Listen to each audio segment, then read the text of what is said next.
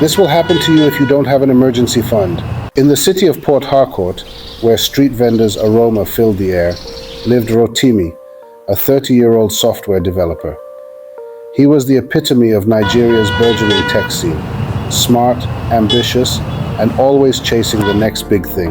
Rotimi's life was a whirlwind of coding marathons and weekend splurges. Why save when you can live? He'd often joke with his friends over bottles of champagne at the trendiest clubs.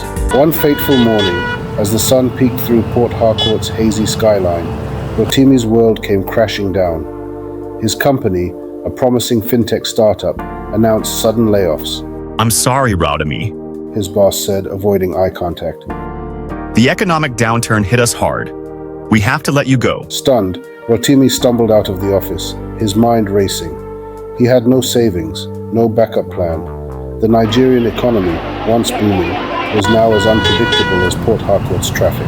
That evening, he sat in his luxury apartment, surrounded by gadgets he could no longer afford. His phone buzzed incessantly with payment reminders and concerned messages from friends. Bro, are you okay? Texted his best friend Chidi. I'm finished, man. Rotimi replied with his fingers trembling. Days turned into weeks. Rotimi's refrigerator emptied and his landlord's patience wore thin. He found himself in a local buka, staring at a plate of Garian soup he could barely afford.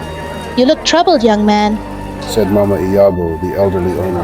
Rotimi spilled his story, his voice cracking. Mama Iyabo clicked her tongue. This is why our elders say, save for the rainy day. But don't lose hope. There's always a way. Inspired by her words, Rotimi swallowed his pride and reached out to his network. He took on freelance gigs, coding late into the night. He sold his expensive gadgets and moved to a modest apartment in Stadium Road. After 7 months, Rotimi's perseverance paid off. He landed a job at a promising startup, this time with a hard-learned lesson. At a team meeting, his new boss announced, "We're launching a financial literacy app for young Nigerians. Any ideas?" Rotimi's hand shot up. What about an emergency fund calculator? Something that shows the impact of saving just a little each month. The room buzzed with excitement. As Rotimi walked home that evening, he passed Mama Iyabo's buka. She waved him over, her face beaming with pride. See, I told you there's always a way, She said, serving him a steaming plate of jollof rice. Rotimi smiled, thinking of the app he was helping create. You're right, Mama. And now I'm going to help others find their way too. As the Port Harcourt sun set, painting the sky in hues of orange and pink, Rotimi felt a newfound sense of purpose.